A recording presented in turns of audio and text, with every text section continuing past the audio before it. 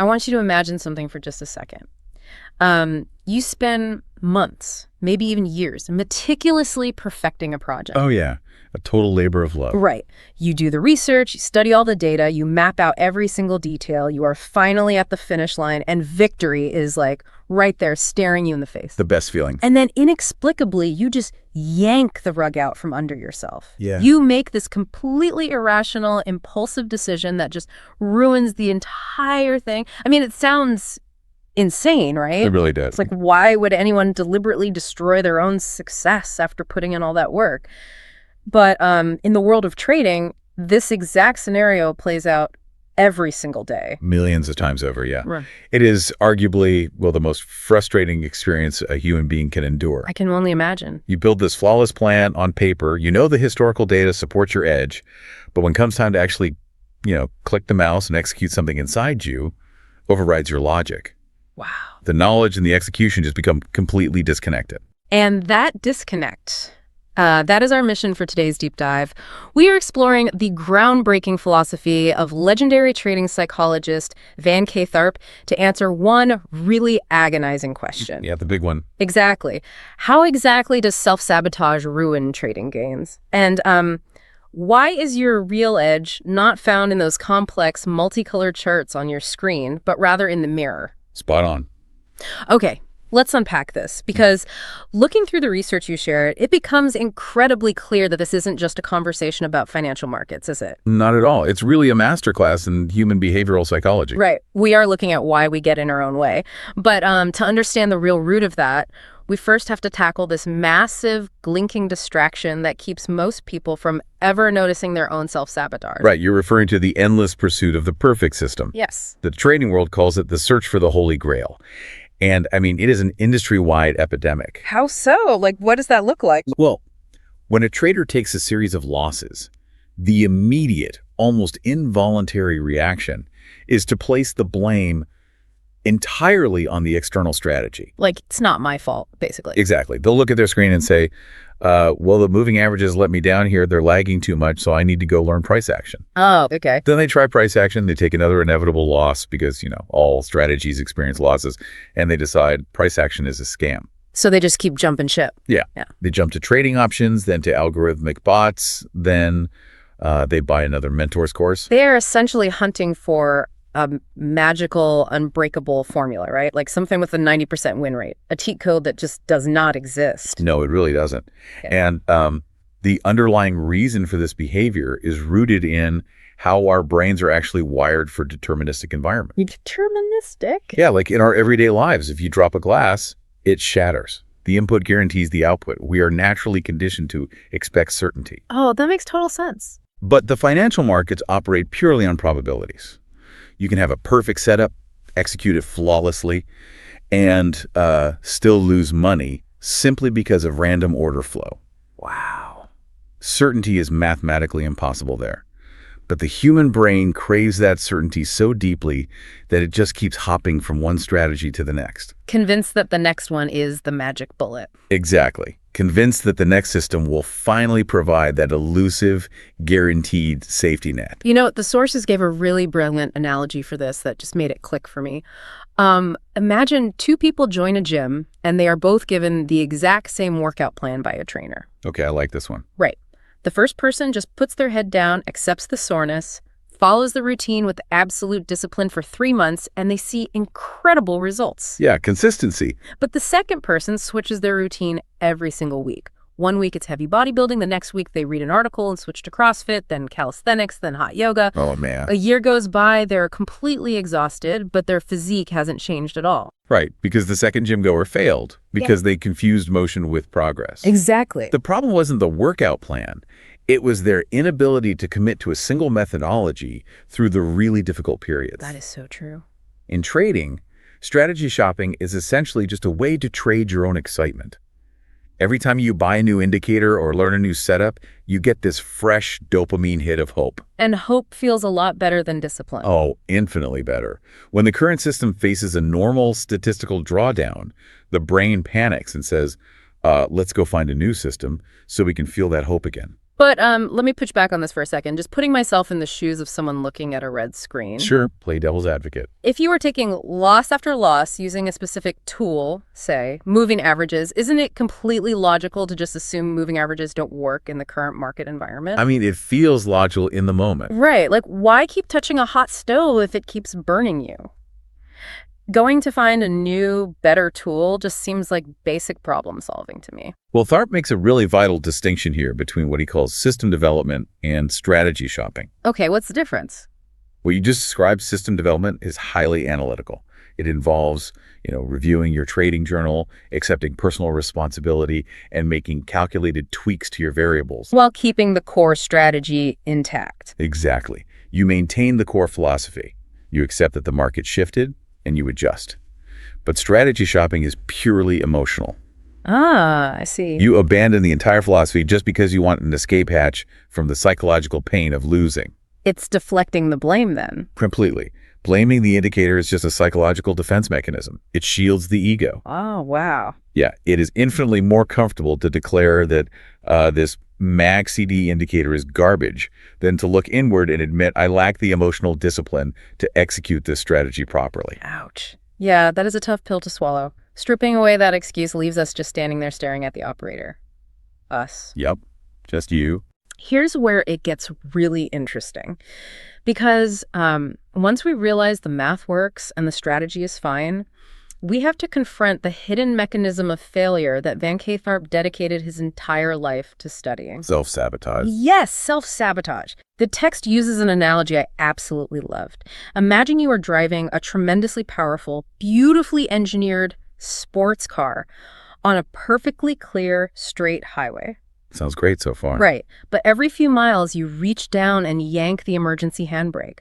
And then you lean out the window and complain that the car is a lemon because it won't go fast enough. That is such a perfect visualization. Right. The sports car is the trading strategy. The clear highway is the market opportunity. But the self-sabotage is that handbrake. Exactly. And honestly, until you figure out why you keep pulling it, progress is physically impossible. So how does this handbrake actually manifest on, a random Tuesday morning? Because, nobody sits down at their desk, logs into their brokerage account, and consciously thinks, I'm going to ruin my own day and destroy my capital today. No, of course not. And that is exactly what makes it so lethal.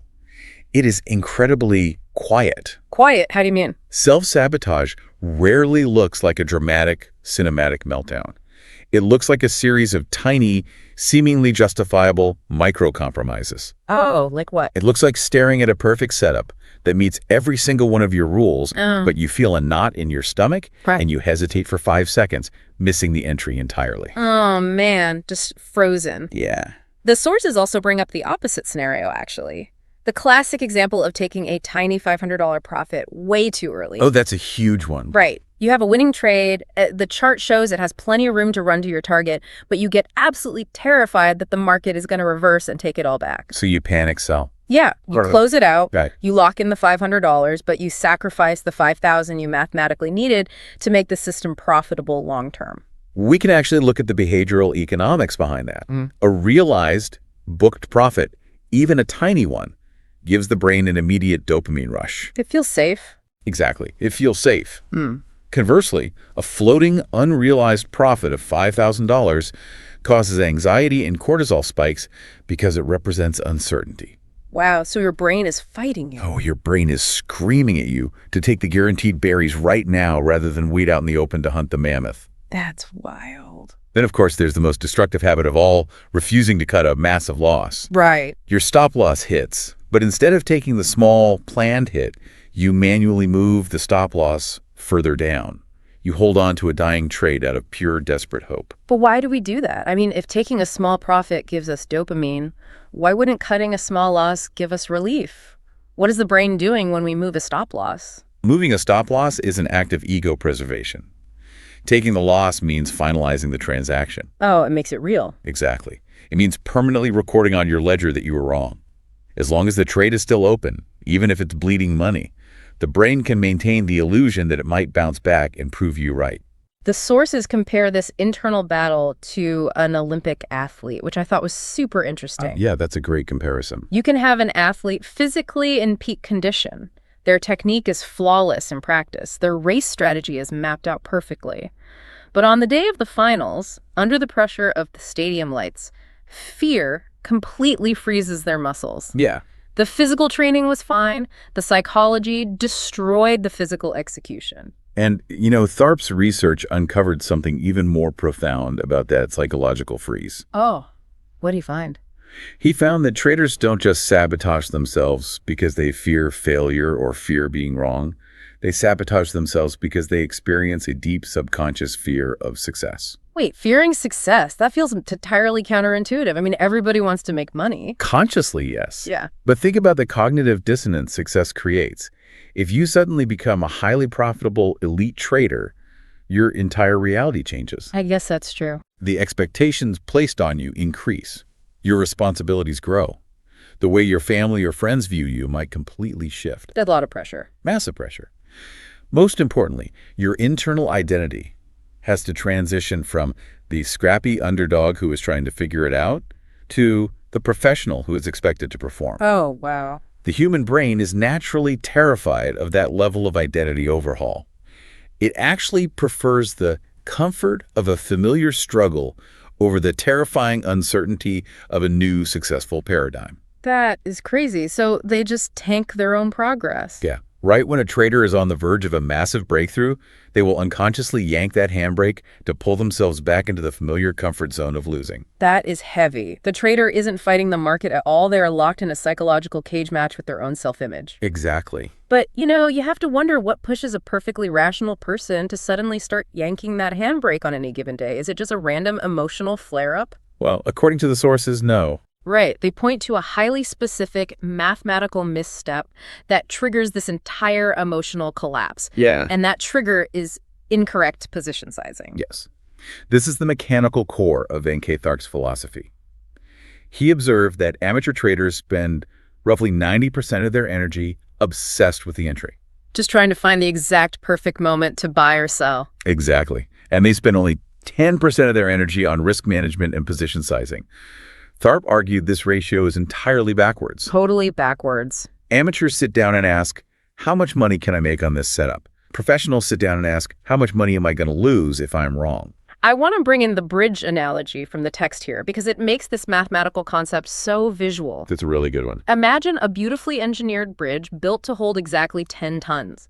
If you drive a 2-ton truck over it, nothing happens. The structure barely registers the weight. But if you try to force a 20-ton truck over that exact same bridge, the entire structure catastrophically collapses into the river. I mean, the bridge wasn't poorly designed. You simply overloaded its structural capacity. And that structural capacity is your psychological threshold. Position size and human psychology are not two separate departments in trading.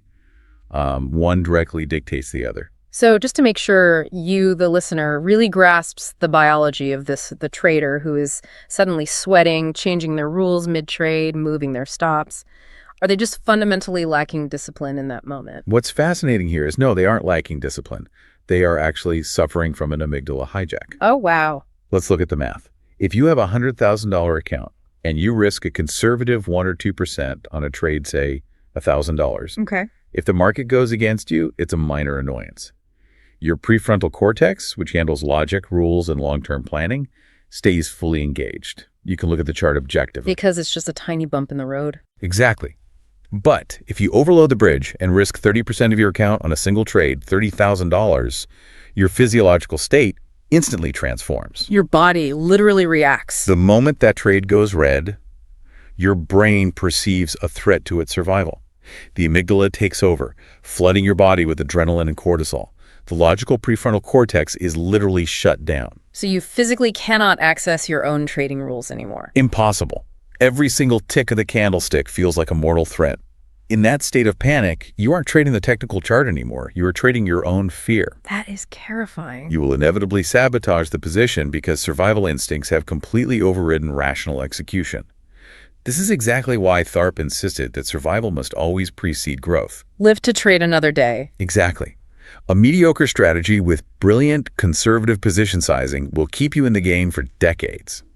But the greatest strategy ever invented, paired with reckless position sizing, well, it will inevitably blow up your account the first time a statistical anomaly occurs. Because managing risk first keeps the logic center of the brain turned on? It's a biological hack just as much as a financial one. Spot on. But even if you shrink your position size to 1% and you keep the amygdala completely quiet, you still have to wake up and look at the charts tomorrow. True. And that brings us to the final and perhaps the most profound concept from these sources. To achieve true long-term mastery, you have to realize that you are never actually trading the market. You're only ever trading your own belief system. Yeah. Tharp's ultimate rule states that the market is really nothing more than a mirror. It simply reflects who you are back to you. A mirror. The market itself is entirely neutral.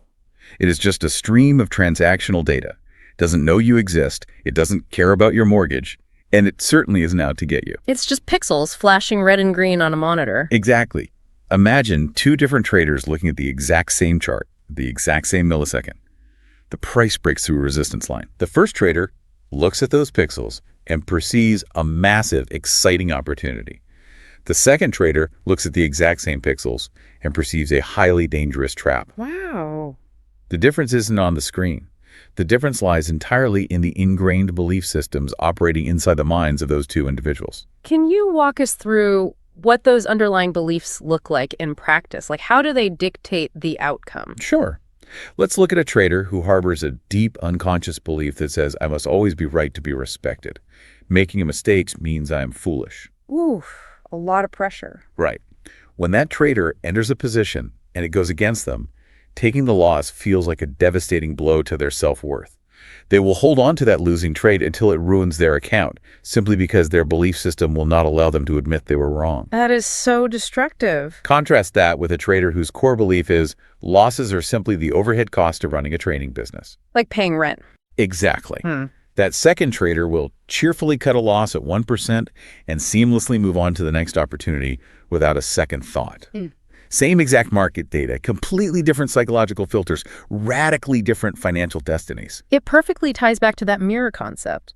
If you stand in front of your bathroom mirror in the morning and you don't like the reflection staring back at you, you don't solve the problem by punching the glass. That would just be a mess. Right. You don't drive to the hardware store to buy a new mirror, hoping the new glass will magically show you a fitter, happier person. Yet that is the exact cycle traders get trapped in when they endlessly swap out indicators, jump between asset classes, or buy new trading algorithms. Oh, wow. They're frantically trying to change the mirror instead of doing the incredibly difficult work of changing themselves. Let me throw a hypothetical at you to really test this. Let's say a switch is flipped globally tonight. Tomorrow morning, the entire financial market becomes 100% random. All technical indicators fail. Historical support and resistance zones mean absolutely nothing, and chart patterns are entirely useless. What does a successful professional trader actually have left to rely on? Man, that's the ultimate test of Tharp's philosophy right there. If you strip away every single external tool, the only asset a consistently profitable trader has left is their internal character. Their character. Yeah. Their patience to wait for clarity. Their humility to accept whatever the market dictates. Their discipline to manage risk, even when they are totally confused. That makes a lot of sense. Tharp realized that market wizards haven't conquered the market because the market is a chaotic, unconquerable beast. What they have done is mastered the management of themselves. And that kind of self-mastery isn't just about white-knuckling your way through a trading day, right? Because you can only grit your teeth and force discipline for so long before willpower depletion sets in. Exactly. Willpower is a finite resource. True transformation relies on an identity shift. Think about learning to drive a manual transmission car. Oh, the stalling. On day one, it takes all your conscious willpower. Yeah. You are sweating, hyper-focused on the clutch, the gas, the gear shifter, totally terrified of stalling in traffic. It is exhausting. Oh, I remember. But after a year, you don't even think about it. You can shift gears flawlessly while having a conversation and drinking a coffee. Yeah. You didn't just get better at forcing the actions, you actually became a driver. Right, your identity shifted. When you do the deep psychological work to become a disciplined, risk-aware person, executing a trading strategy without self-sabotage ceases to be a struggle. It simply becomes your subconscious, natural state. So what does this all mean? If we step back and look at the entire landscape we've covered today, the distraction of strategy shopping, the invisible handbrake of our own cognitive dissonance, the biological panic triggered by overloaded position sizing, and of course the brutal reality of the market as a mirror, it all points to one undeniable truth. It really does. The ultimate breakthrough doesn't happen when you finally figure out the market. It happens when you finally figure out yourself. The real edge in trading isn't a secret Discord server or a proprietary algorithm. As the source powerfully concludes, I am the edge. I am the edge. Your self-awareness, your emotional regulation, and your ability to execute your rules when the biological pressure is absolutely screaming at you to panic, that is the only sustainable advantage you will ever possess. I am the edge. I love that framing. Right. It takes all the power away from the chaotic external world and puts it right back in your hands. But it's also a heavy responsibility because it means the excuses are gone. You really can't hide anymore. You can't. The market provides a brutally honest, entirely objective audit of your psychological flaws. Which brings me to a final thought I want to leave you with today. The texts note that the market is the ultimate laboratory for personal development precisely because it puts an immediate, undeniable price tag on your personal weaknesses. Oh, true. In normal, everyday life, we can hide our flaws. We can mask our impatience. We can disguise our deep need to always be right. And we can rationalize our fear of uncertainty. But the market exposes all of it with cold, hard red numbers on a screen. Yeah, there's no hiding from that. So think about this. If the market acts as an instant financial mirror for your hidden self-sabotaging habits, where else in your daily life are those exact same invisible habits costing you dearly, just without the immediate red numbers on a screen? That's a great question. Are you yanking the handbrake in your career right when you're up for a promotion? Are you moving the stop loss in a toxic relationship because you refuse to admit you made a bad investment of your time? The next time you find yourself at the finish line of a major project, perfectly positioned to win, pay very close attention to what your hand reaches for. Thank you for joining us on this deep dive into the profound psychology of Van K. Tharp. Thanks for having me. Remember, master your risk, master your beliefs, and most importantly, master yourself. Until next time.